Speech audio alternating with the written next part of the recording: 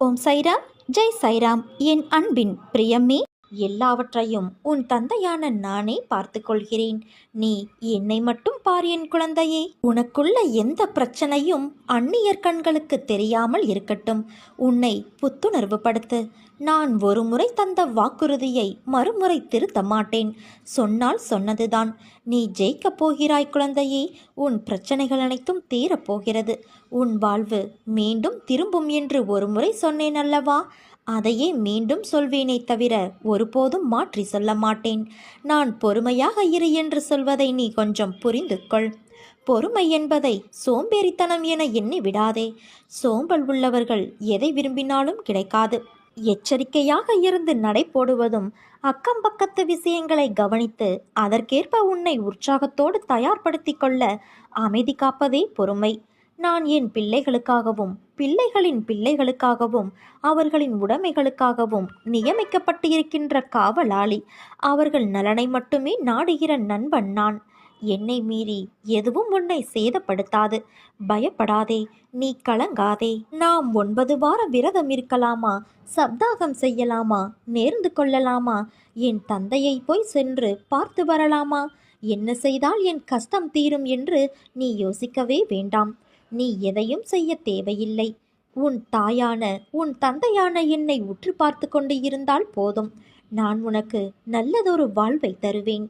வறுமையிலிருந்தும் பிரச்சனை போன்றவற்றிலிருந்தும் உன்னை நான் நிச்சயமாக மீட்டு விடுவேன். நல்லவர்கள் சோதனைக்கு உள்ளாவார்கள், ஆனால் வேதனைப்பட மாட்டார்கள். வாழ்வின் அனுபவங்கள் அவர்களை சிறப்பிக்குமே தவிர கசப்பிக்காது. ஆரம்பத்திலிருந்து கடைசி வரை கஷ்டப்பட்டே வாழ்ந்து செத்தவர்கள் இந்த உலகத்தில் யாருமே கிடையாது. அதே போல பிறந்த தேதியிலிருந்து இறுதி வரை சந்தோஷத்துடனே வாழ்ந்து மடிந்தவர்களும் கிடையாது.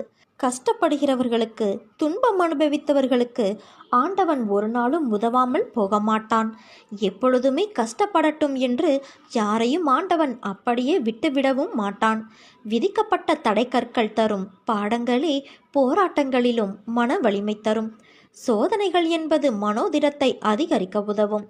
சில சமயங்களில் அவர் நம்மை கைவிட்டு விட்டாரே என்று தோன்றுகிறது அல்லவா?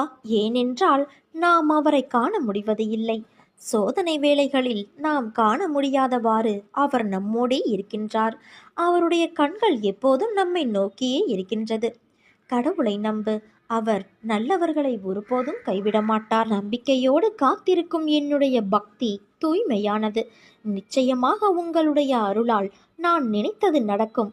இன்பத்திலும் துன்பத்திலும் என்னை கைப்பிடித்து வழி நடத்துங்கள் அப்பா என்று என்னையே முழுமையாக நம்பி என்னிடம் சரணடைந்து விட்ட உன்னை நான் எப்படி கைவிடுவேன்? நீ நம்பிக்கையோடு இரு. நல்லதே நடக்கப் போகிறது. உனக்கு இனி ஒவ்வொன்றாக நல்லது நடக்கத் தொடங்கப் போகிறது. நல்லது மட்டுமே நடக்கப் போகிறது. நீ பட்ட துன்பங்கள் அனைத்தும் உனக்கு முடிந்துவிட்டது என் குழந்தையே. உன் தந்தையான என்னை நம்பு. ஒரு இடத்தில் 1000 பசுக்கள் இருக்கின்றன. தன் தாயை தேடி வரும் ஒரு கன்று அந்த 1000 பசுக்களில் தன் தாயை சில நொடிகளில் கண்டுபிடித்து அதனிடம் சேர்த்து விடுகிறது. அதே போல ஒருவன் செய்யும் வினையின் பயனானது அவன் எங்கிருந்தாலும் அவனை கண்டுபிடித்து அவனை சென்றடைந்துவிடும். வினையை விதைத்துவிட்டு அறுவடை காலத்தில் சாமர்த்தியமாக வெளியூர் சென்று விட்டாலும் வினையிடமிருந்து யாரும் தப்ப முடியாது. வினையை விதைத்தால் வினையை அறுவடை செய்தே ஆக வேண்டும். உப்பை தின்றவன் தண்ணீர் குடித்தே ஆக வேண்டும். நாம் அனைவரும் நன்மை செய்கிறோமோ தீமை செய்கிறோமோ என்று இறைவன் கண்காணிப்பு கேமரா வைத்துக்கொண்டு பார்ப்பது இல்லை. நீ என்ன வேண்டுமானாலும் செய்து கொள் என்று நமக்கு பூரண சுதந்திரத்தை கொடுத்து விட்டான். ஆனால் உன் செயலின் பலனை நீதான் அனுபவிக்க வேண்டும் என்ற நியதியையும் அழுத்தமாக வைத்துவிட்டான். நீ உன்னுடைய பையில் நல்ல பழங்களை போடுகிறாயா அல்லது சருகுகளையும் அழுகிய பழங்களையும் போடுகிறாயா என்று யாருமே கண்காணிப்பது இல்லை. ஆனால் நீ சேகரித்ததை நீதான் சாப்பிட வேண்டும் என்பதை மட்டும் மறந்துவிடாதே. ஐயோ, அக்கிரமம் செய்தவன் நன்றாக இருக்கிறானே என்று ஆண்டவன் மேல் நம்பிக்கை இழக்காதே. அக்கிரமம் செய்பவன் இப்போதுதான் காய்ந்த சருகுகளையும் அழுகிய பழங்களையும் தன் பைக்குள் போட்டு கொண்டு இருக்கிறான். விரைவில் தனிமை சிறையில் அவற்றை உண்ண வேண்டிய காலம் வரும். அப்போது அவனுக்கு பசியும் மரணமுமே பரிசாக கிடைக்கும். இது மனிதன் இயற்றிய சட்டம் இல்லை, இறைவன் வகுத்த நியதி. இதற்கு விதிவிலக்கு கிடையாது. என் தங்கமே, உன் தொழிலில் நஷ்டத்தை பொருட்படுத்தாதே. உனக்கு இதோ நான் உதவி செய்கின்றேன். என்னவெல்லாமோ செய்து பார்க்கிறேன். ஆனால் எல்லாமே தோல்வியில் முடிகிறது. இந்த தோல்வியின் பிடியிலிருந்து என்னால் மீண்டு வர முடியவில்லை என்று நீ புலம்புகிற புலம்பலை பொறுக்க முடியாமல் இதோ நான் புறப்பட்டு வந்துவிட்டேன். இழந்து போனவற்றை பெறுவதற்கும் வாழ்வில் முன்னேறுவதற்கும் ஒரு ஆலோசனை சொல்லட்டுமா? உன்னை நீ தெரிந்து கொள். உன்னை பொறுத்தவரை இந்த உலகம் ஒரு கோமாளிகளின் கூடாரம். யாருக்காகவும் எதற்காகவும் விட்டு கொடுத்து தோல்வியை மட்டுமே பரிசாக பெறுவதற்காக நீ பிறக்கவில்லை. எல்லாவற்றையுமே ஜெயிக்க பிறந்திருக்கின்றாய். கோடி கோடியாக கருவணுக்கள் உள்ள தாயின் கருமுட்டையை தனக்குரியதாக ஆக்கிக்கொள்ள களமிறங்கிய போது அனைத்தையும் தோற்கடித்து ஜெயித்தது நீ அல்லவா? உணர்வுகளும் உறுப்புகளும் உருவாகாத அந்த காலத்திலேயே கோடி பேர்களை ஜெயித்த நீ இப்போதோ இந்த நிலையிலா ஒரு சிலரிடம் தோற்கப் போகிறாய்? நிச்சயம் தோற்க மாட்டாய் என்பதை தெரிந்து கொள். நீ கோழை அல்ல துரத்தும் வறுமையை ஒப்புக்கொள்வதற்கு. நீ பிறவியிலேயே வீரன். உனக்குள் நான் உன்னை வழி நடத்தப் போகிறேன். அப்படி இருக்க தோல்வி என்பது இனி உனக்கேது? வா, என் ஆலயத்திற்கு வா. வந்து மனதார என்னிடம் பேசி என்னை உன்னோடு கூட்டிச் செல். என் பிள்ளையே, என்னுடைய நாமத்தை, என் மந்திரத்தை உன்னால் எந்தவித எதிர்மறை எண்ணங்களும் இல்லாமல் ஜெபிக்க முடிந்தால் அது உனக்கு லக்ஷ்மி கடாட்சத்தை தரும். காலப்போக்கில் கொஞ்சம் கொஞ்சமாக பொருளாதார முன்னேற்றம் தரும். உன்னிடம் எப்போதும் நிறைவான செல்வம் இருக்க செய்யும். எதிர்மறைகள் ஆபத்தானது. ஓடத்தில் சிறு ஓட்டை இருந்தாலும் அதன் வழியாக நீர் அதிகரித்து ஓடத்தை மூழ்க செய்வது போல எதிர்மறை எண்ணம் மூழ்க செய்யும். கடும் மனப்பயிற்சியாலும் விரதத்தாலும் முன்னால் எதிர்மறை எண்ணங்களை விட்டு நேர்மறை எண்ணங்களை வளர்க்க முடியும். வாழ்க்கையில் நடக்கின்ற எல்லா நிகழ்வுகளுக்கும் ஒரு அர்த்தம் இருக்கும். சில நிகழ்வுகள் உனக்கு நல்ல நிம்மதியையும் சந்தோஷத்தையும் கொடுக்கும். சில நிகழ்வுகள் வருத்தங்களையும் கஷ்டத்தையும் கொடுக்கும். அவையெல்லாம் எல்லோருடைய வாழ்க்கையிலும் நடக்கும். ஒருவர் அதை புரிந்து கொண்டால் இன்னொருவரால் அதை புரிந்து கொள்ள முடியவில்லை. அப்படியே நடப்பவையை புரிந்து கொண்டாலும் அதை செயல்படுத்த முடியாதவாறு கர்ம வினைகள் துரத்துகிறது. மாயை வலையில் சிக்க வைக்கிறது. என்றைக்கும் ஒன்றை புரிந்து கொள். உன் மனம் என்பது எஜமானராகத்தான் இருக்க வேண்டும். அதன் கட்டளைப்படித்தான் எல்லா விஷயங்களும் ஊக்கத்தோடு செய்ய முடியும். அதன் சொல் கேட்டு நடப்பவராய் நீ இருக்க வேண்டும். விஷயங்களுக்கு ஏற்ப உன் மனம் அசை போடக்கூடாது. எதற்கும் அடிமையாகாதே. அன்பிற்கும் மற்ற எல்லாவற்றிற்கும் அது உன்னை ஆள ஆரம்பித்துவிடும். அப்படி நடந்தால் உன்னுடைய தன்னிலையை நீ மறந்து உன்னை மீறி எல்லா நிகழ்வுகளும் நடக்கும். ஒன்றை தெரிந்து கொள் குழந்தையே, உன் தோற்றத்தில்தான் நிழல் தெரிய வேண்டுமே தவிர நிழலிலிருந்து உன் தோற்றம் தெரியக்கூடாது.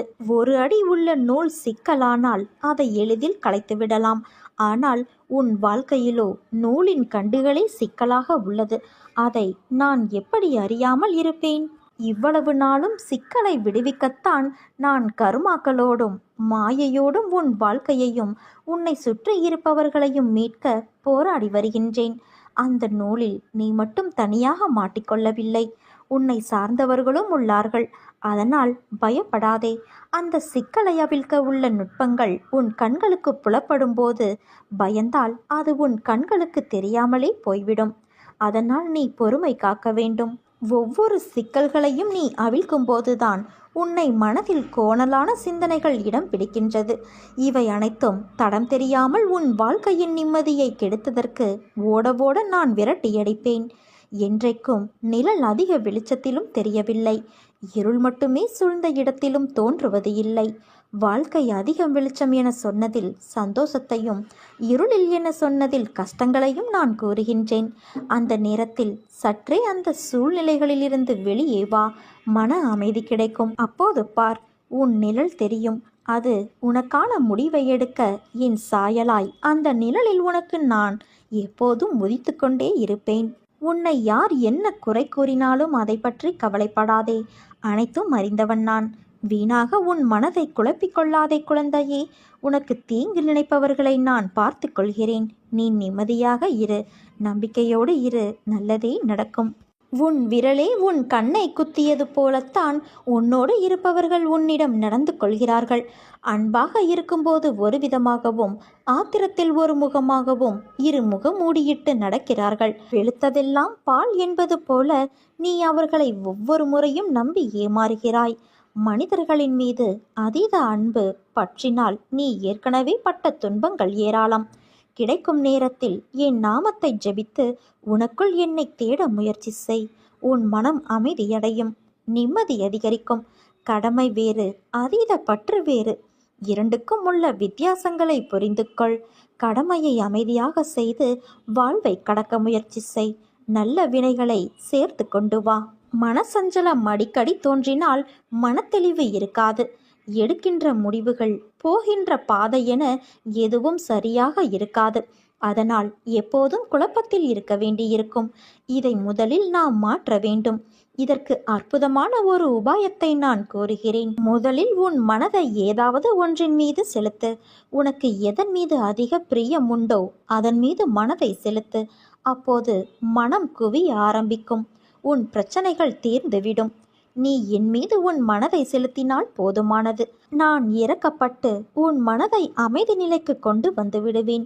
ஒருவன் என் நாமத்தை அன்போடு உச்சரிப்பானாகில் நான் அவனுடைய ஆசைகளை பூர்த்தி செய்து அவனுடைய பக்தியை அதிகப்படுத்துவேன். என் வாழ்க்கையையும் செயல்களையும் ஊக்கமோடு இசையாக பாடுவானாயின் அவனுக்கு முன்னும் பின்னும் எல்லா திக்குகளிலும் சூழ்ந்திருப்பேன். என்னிடம் உள்ளத்தையும் உயிரையும் ஒப்புவித்த அடியார்கள் இந்த நிகழ்ச்சிகளை கேட்டதும் இயற்கையிலேயே மகிழ்வெய்துவர். நம்பிக்கையோடு என் லீலைகளை எவனாவது இசைப்பானாயின் அவனுக்கு எல்லையற்ற பேரின்பத்தை நல்கி என்றும் நிலைத்திருக்கும் திருப்தியையும் அளிப்பேன். எவன் என்னிடம் பூரண சரணாகதி அடைகிறானோ, எவன் என்னை விசுவாசத்தோடு வணங்குகிறானோ, எவன் என்னை நினைவில் நிறுத்தி நிரந்தரமாக தியானம் புரிகிறானோ அவனை விடுவிப்பது என் சிறப்பு இயல்பாகும். என் நாமத்தை உச்சரிப்பவர், என்னை வணங்குபவர், என் நிகழ்ச்சிகளையும் வாழ்க்கையை பற்றியும் எண்ணி இவ்வாறாக என்னை நினைவிலிருத்தி இருப்பவர்கள் எங்கெனம் உலகப் பொருட்கள், உணர்ச்சிகள் இவைகளில் கவனமுள்ளவர்களாக இருக்க முடியும்? சாவின் வாயிலிருந்தும் என் அடியவர்களை நான் வெளியே இழுத்து விடுவேன். என் கதைகள் கேட்கப்பட்டால் எல்லா நோய்களும் விலகும். என் கதைகளை மரியாதையோடு கேட்டு அவற்றை எண்ணி தியானம் செய்து கிரகித்துக்கொள். இதுவே மகிழ்ச்சிக்கும் திருப்திக்குமான மார்க்கமாகும். என் அடியவர்களின் பெருமையும் அகம்பாவமும் அற்றுவிடும். கேட்பவரின் மனம் அமைதிப்படுத்தப்படும். என் பிள்ளைகள் கவலைப்படும்போது அதை நிவர்த்தி செய்வது என் கடமை. பொறுத்திருந்து இனி நடக்கப் போவதை பார். நான் உனக்காக புன்னகைத்து கொண்டு காத்திருக்கின்றேன். வாழ்க்கையில் நீ உயர்ந்த நிலைக்கு வரப்போகிறாய் குழந்தையே. நீ நம்பிக்கையோடு இரு, நல்லதே நடக்கும். நீ நிறைய போராடுகிறாய். வாழ்வில் நிறைய துன்பங்களை சகித்து கொண்டும் விட்டாய். எங்கே விடிவு காலம் என்ற ஒன்றே இல்லாமல் போய்விடுமோ என்ற அளவுக்கு கூட சூழலை சந்தித்தும் விட்டாய். ஆனாலும் அதிசயிக்கத்தக்க அளவில் இவை அனைத்திலும் இருந்து நீ முன்னேறி வர வேண்டும் என்ற முனைப்போடு வாழ்வில் ஓடிக்கொண்டு இருக்கிறாய். அது நிச்சயம் நடக்கும். உன் எண்ணப்படியே வெற்றி இலக்கை நீ எட்டி பிடிப்பாய். ஏற்கனவே நான் உணர்த்திய காலத்தின் நேரம் தொடங்குவதற்கு இன்னும் சில தினங்களே உள்ளது. இதையும் கடந்து பொன்னான அந்த காலத்தில் நுழைந்து நீ இன்பமாக இருக்கப் போகிறாய். நேர்மையாகவும் உள்ளபூர்வமாகவும் உன் லட்சியத்தை அடைய செயல்படும்போது நீ எதிர்பார்த்தது கிடைக்கவில்லை என்றால் துவண்டு போகாதே. எதிர்த்து நம்பிக்கையோடு போராடு. ஆசை, இன்பம், துன்பம், துயரம் இதற்கு முடிவு இல்லை. இதையெல்லாம் தாண்டி வந்தால்தான் நீ விரும்பும் லட்சியத்தை உன்னால் அடைய முடியும். அனைத்தையும் சகித்து கொண்டு கடந்து வா. கவலை எதற்காக இந்த பயம்? கஷ்டம் என்பது எல்லோருக்கும் வருவது. அதன் பிடியிலிருந்து யாரும் தப்புவது கிடையாது. இதை நீ தெரிந்தும் உணராமல் இருக்கின்றாய். மற்றவர்களுக்கு ஒரு கஷ்டம் என்றால் முன்னால் ஓடிப்போய் ஆறுதல் சொல்வாய். இப்போது உனக்கு கஷ்டம் வந்ததும் ஆற்றாமல் ஏதோ நினைத்து கொண்டு வாழ்வில் பிடிப்பு இல்லாமல் இருக்கின்றாய். பிறந்தது முதல் தொல்லைகளோடும் கஷ்டங்களோடும் வாழ்கின்றேன், என்னை மீட்க யாரும் இல்லையே என புலம்புகிறது உன் மனம். நீ பிரச்சனைகள், தடங்கல்கள் என்னும் கடலில் கழுத்து வரை மூழ்கி இருக்கலாம். துக்கமும் வேதனையுமாய் படுகுழியில் ஆழமாக அமிழ்ந்து போயிருக்கலாம். ஆனாலும் வருத்தப்படாதே. பொறுமையை கடைப்பிடி. கவலையை விட்டொளி. அமைதியாக இரு. உன் துக்க நாட்கள் முடிந்து போயின. நீ விரைவில் அனைத்து இன்பங்களையும் பெறுவாய். உன் வேண்டுதல் கேட்கப்பட்டு விட்டது குழந்தையே. அது நிறைவேறியே தீரும். உன் துயர் துடைக்க உன்னை தேடி நீ இருக்கும் திசையை நோக்கி நான் ஓடி வந்திருக்கின்றேன். நான் விரும்பாமல் எவரும் என்னை தேடி வர முடியாது. இழந்ததையெல்லாம் உனக்கு மீட்டு நான் மீண்டும் தரப்போகிறேன். உன்னுடைய மதிப்பு உயரும். உன்னை நிராகரித்தவர்கள் உன்னை தொடர்பு கொண்டு உதவி செய்வார்கள். நீ வாழ்வில் தோற்கவில்லை குழந்தையே. உன்னுடைய நல்ல செயல்களை, நல்ல எண்ணங்களை ஒவ்வொரு இடத்திலும் பதிவு செய்துவிட்டு வந்திருக்கின்றாய். அவைகள் எல்லாம் இப்போது உனக்கு நன்மை செய்ய உன்னை தேடி வரும். தினமும் நடக்கும் ஏற்றத்தாழ்வுகளை உற்று நோக்கி வருந்தாதே. உன் வாழ்க்கை இப்போது ஏற்றத்திலும் நல்ல மாற்றத்திலும் தான் செல்கிறது. நீ ஆசைப்பட்ட வாழ்க்கையை நீ வாழ்ந்து சில காலங்களுக்கு பிறகு என்னுடைய பிரார்த்தனையில் முழு நேரமும் செலவிட உனக்கு வாய்ப்பு உருவாகும்.